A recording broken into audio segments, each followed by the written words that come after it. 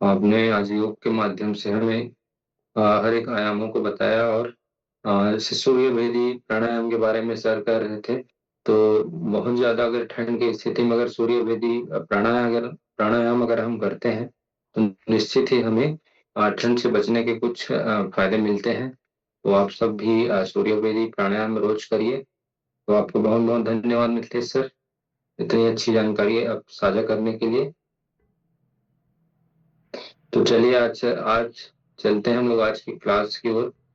आज का मेरा टॉपिक रहेगा, जैसे कि हम लोग स्वास्थ्य के बारे में प्रतिदिन हम लोग बात करते हैं। अ, हर एक रोज कर रहे हैं कि स्वस्थ शरीर ही स्वस्थ परिवार ही हमारा सबसे बहुत बड़ा पूंजी है। तो स्वस्थ शरीर या स्वस्थ परिवार में जैसे कि मैंने ये लगा के रखा हुआ है कि स्वस्थ शरीर के लिए चार स्तंभ का होना बहुत जरूरी है। अगर किसी व्यक्ति को स्वस्थ जीवन जीना है तो उसके लिए इन चार स्तंभों का होना बहुत ही आवश्यकता है, जिसके लिए मैं आप लोगों को एक कहानी के माध्यम से समझाने का प्रयास करूंगा कि यह हमारे जीवन में कितना जरूरी है। अगर हमें संपूर्ण स्वास्थ्य की बात करें तो स्वास्थ्य के इन चारों स्तंभों को हमें निश्चित ही हमें मतलब इसके हिसाब से ही हमको हम अपने शारीरिक स्वास्थ्य, मानसिक स्वास्थ्य, सामाजिक स्वास्थ्य, आध्यात्मिक स्वास्थ्य के माध्यम से हम संपूर्ण स्वास्थ्य की परिकल्पना अपने जीवन के लिए कर सकते हैं। तो आइए जानते हैं कि अ, एक कहानी के माध्यम से आप लोगों को समझाने का प्रयास करता हूँ। जैसे एक व्यक्ति एक व्यक्ति ऐसा था जिसके पास सब कुछ था, पर वो उसका शारीरिक स्वास्थ्य हमेशा बिगड़ा हुआ रहता था। जैसे मान के चलिए कि उसके पास तो उसका व्यापार अच्छा था, पैसा अच्छा था, सब कुछ अच्छा था, लेकिन उसको कुछ ना कुछ बीमारियां घेरे रहती थी। जैसे बीपी की गोली खा रहा है वो, या मान लीजिए शुगर की गोली खा रहा हो। ऐसे ही उसका उस बीमारी की वजह से उसका मन अच्छा नहीं रहता था। उसके पास हर चीज की कमी नहीं थी, चाहे परिवार की भी कमी नहीं थी, ना ही पैसे की, ना ही किसी चीज की कमी थी। तो भी उसका मानसिक स्वास्थ्य अच्छा नहीं था, क्योंकि उसका शरीर अच्छा नहीं था। उसके बाद में उसका शरीर और मन, मानसिक स्वास्थ्य दोनों ही अच्छा नहीं था, तो उसका सामाजिक मेलजोल भी कम था। जैसे सामाजिक मेलजोल, जैसे हम समाज में आते जाते हैं अपने रिश्तेदारों में या फिर सामाजिक लोगों से हम लोग मिलते जुलते हैं, तो इस प्रकार का भी उसका सामाजिक स्वास्थ्य, सामाजिक जो वातावरण होता है वो भी उसका अच्छा नहीं था। और ना ही वो कोई पूजा पाठ या कोई भी अध्यात्म के क्षेत्र में जा करके वो ध्यान नहीं देता था। मतलब उसको सिर्फ अपने कमाने पैसा कमाने से और अपना मेरे पास तो सब कुछ है ऐसा ही बस उसके पास एक अनुभव था। तो इस प्रकार उसके पास सब कुछ होते हुए उसके पास एक मतलब स्वस्थ शरीर नहीं था। जो मैंने चार स्तंभ की जो बात कर रहा हूँ वह उसके पास नहीं था। और कुछ दिनों बाद उसकी तबीयत खराब रहने लगी और वह डिप्रेशन में रहने लगा, परेशान रहने लगा। मैंने क्या बताया कि पहले वह उसके पास सब कुछ था, लेकिन वह डिप्रेशन में कुछ दिन बाद डिप्रेशन में रहने लगा और बहुत ज्यादा परेशान रहने लगा। तो उसकी यह व्यथा देख करके उसकी जो वाइफ थी, उन्होंने उसकी व्यथा देख करके वो जो भक्ति भाव में रहती थी या जिन गुरु जी से उनका संपर्क था, उन गुरु जी से उन्होंने बात करके उन्होंने अपने हस्बैंड को उनके पास लेकर के गए। तो जब उन्होंने अपने गुरु जी के पास अपने हस्बैंड को लेकर गए, तो उन्होंने आधा मन से, उनके हस्बैंड आधे मन से गुरु जी के पास गए। तो गुरु जी ने उनकी व्यथा समझ गई और गुरु जी ने उनको एक टास्क दिया ना। तो गुरु जी ने क्या टास्क दिया उनको कि उन्होंने कहा कि अगर आप मन की शांति चाहते हैं, डिप्रेशन से आजादी चाहते हैं, तो आप एक काम करिए। आप जिस स्कूल में पढ़ते थे, है ना, उस स्कूल के 10th का रजिस्टर आप उठा कर ले आइए और उसमें जितने भी नाम हैं उनके जीवन के बारे में जानने के प्रयास करिए। तो जैसा कि उन्होंने गुरु जी ने बताया था वैसा ही उन्होंने किया। और 10th के रजिस्टर के हिसाब से अपने जो सहपाठी थे, क्लासमेट जो थे, उनको उसने ढूंढना चालू किया या उनके जिंदगी के बारे में जानना चालू किया। तो जब वह यह प्रारंभ किया तो 10% जो उसके जो सहपाठी थे वो तो इस दुनिया में ही नहीं थे, है ना। 10% सहपाठी दुनिया में ही नहीं थे और 50 साल से भी कम उम्र में ही वह 50 साल से कम उम्र में ही वह इस दुनिया को छोड़कर चले गए थे।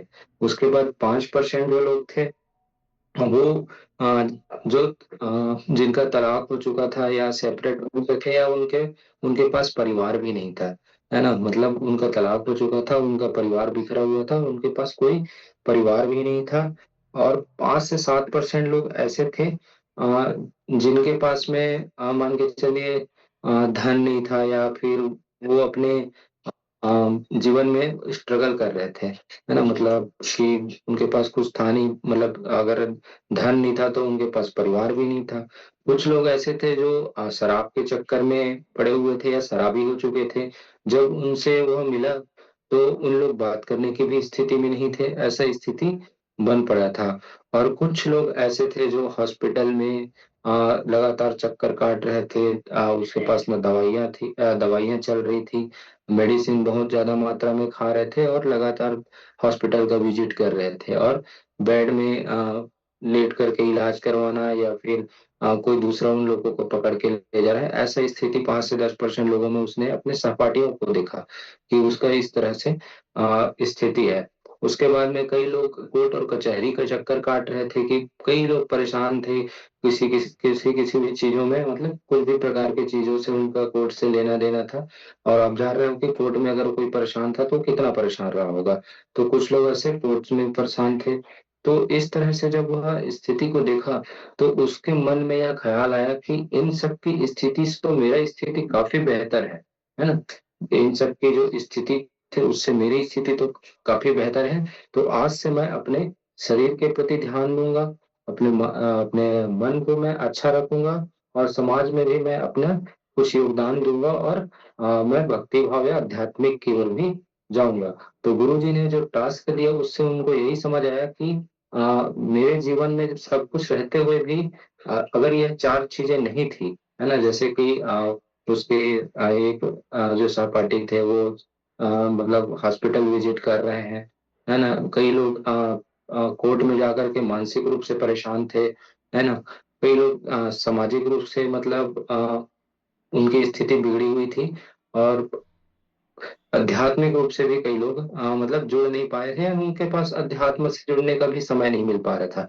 लेकिन इनके पास जो जिनको यह टास्क दिया गया था, जो गुरु जी ने दिया था, तो इनके पास सारा कुछ था, है ना। लेकिन यह उसमें फोकस नहीं कर रहे थे। तो उन्होंने जब सबकी स्थितियां देखी तो वह अपने आप को कोसने लगा, और उसने उस समय के बाद से ही अपने शारीरिक स्वास्थ्य, मानसिक स्वास्थ्य और सामाजिक स्वास्थ्य और आध्यात्मिक स्वास्थ्य पर ध्यान देना प्रारंभ किया। और उसके कुछ दिनों बाद में वह जो डिप्रेशन में था उससे उससे वह निजात पा लिया, और शांत मन और शांत जीवन जीने लगा। तो स्वस्थ जीवन या शांत मन या स्वस्थ जीवन की बात करें तो इन चार स्तंभों का होना बेहद ही आवश्यकता है ना, आवश्यक है। तो शारीरिक स्वास्थ्य के लिए तो हम लोग नित्य प्रतिदिन हम बात करते ही हैं, जैसे कि शारीरिक स्वास्थ्य को ठीक करने के लिए हमें क्या करना होगा। हमें अपने दिनचर्या को सुधारना होगा। हम जो व्यर्थ की जो चीजों पर हम लोग ध्यान देते हैं, या हम लोग व्यर्थ की चीजों को खाते हैं, तो ऐसे चीजों को हमको बचना होगा। और हमें अपने जीवन शैली में सुधार करते हुए हमें अपने रात में लेट नाइट जो सोने का, मान लो किसी का वो रहता है, तो नाइट में जल्दी सोना है, सुबह जल्दी उठने का पालन करना है। जैसे मिथिलेश सर ने हमें रोज सुबह हम लोग आते हैं, मिथिलेश सर हमें योग कराते हैं, तो हमें योग और मेडिटेशन की ओर जाना है। हमें अपने दिन भर के दिनचर्या का शेड्यूल सही रखना है। हमें ब्रेकफास्ट या लंच डिनर का जो समय है उसको हमें परफेक्ट रखना है। उसमें कभी भी वो नहीं करना है, क्योंकि समय बहुत बलवान है। अगर आप समय की कद्र नहीं करेंगे तो समय आपका भी कद्र नहीं करेगा। तो हमें अपने समय का कद्र करते हुए हमारे दिन भर की जो दिनचर्या है उसको बेहतर रखने की ओर अग्रसर होना चाहिए। और हमें प्रतिदिन हमें जो ये स्वास्थ्य की जो जर्नी है उसे हमें एक दिन उसके टारगेट को प्राप्त नहीं करना है। हमें अपने शारीरिक स्वास्थ्य के लिए रोज रोज समय पे खाना है, समय पे उठना है, समय पे सोना है, और समय पे पानी पीना है, या समय पे सब कुछ करना है। इसके लिए हमको ध्यान देना है। यही हमारे शारीरिक स्वास्थ्य का एक स्तंभ होगा। उसके बाद मानसिक स्वास्थ्य के लिए हमें हमेशा पॉजिटिव रहना होगा। है ना। जैसे कि मिथिलेश सर हमें रोज योग करा रहे हैं, मेडिटेशन करा रहे हैं।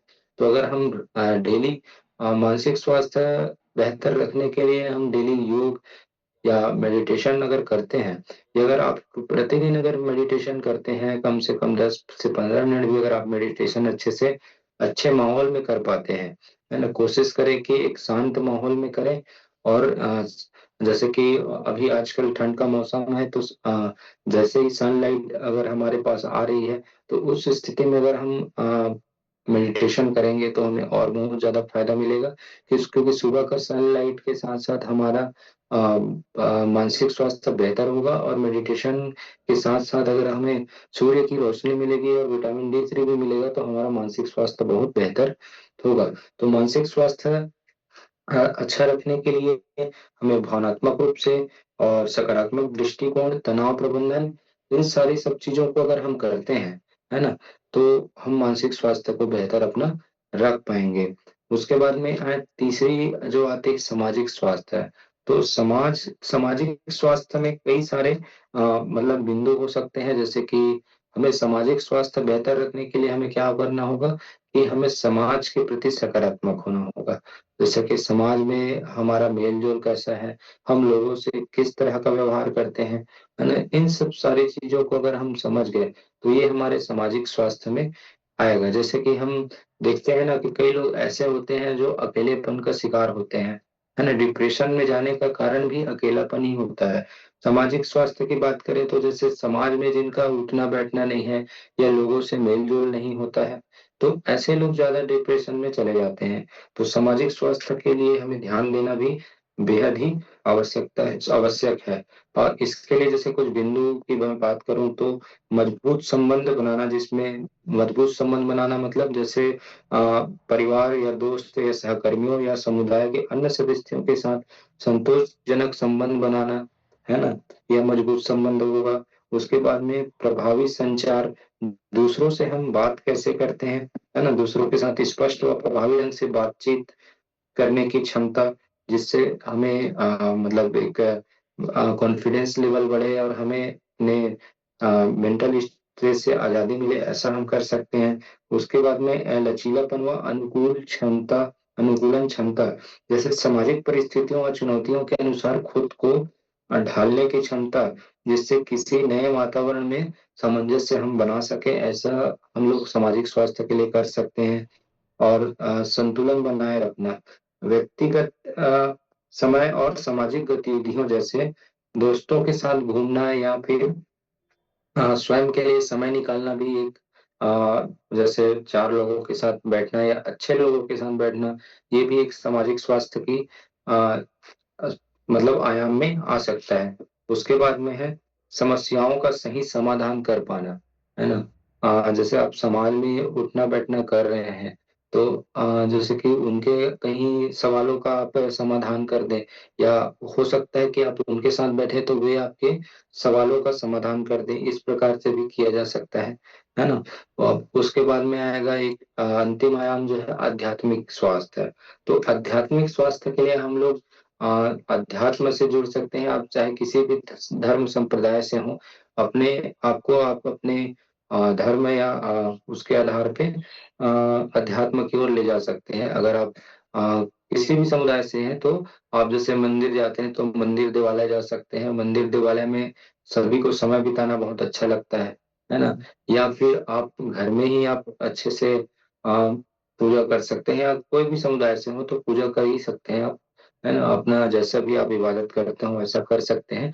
तो ये सारी चीजें अगर आप नित्य प्रतिदिन करेंगे, जैसे इन चार स्तंभों की मैंने जो बात की, तो आपका जो स्वास्थ्य है वो नित्य प्रतिदिन बेहतर होगा, है ना। और आप एक अच्छे स्वास्थ्य की जर्नी की ओर जाएंगे, है ना। तो हमें इन स्वास्थ्य के लिए जो चार स्तंभ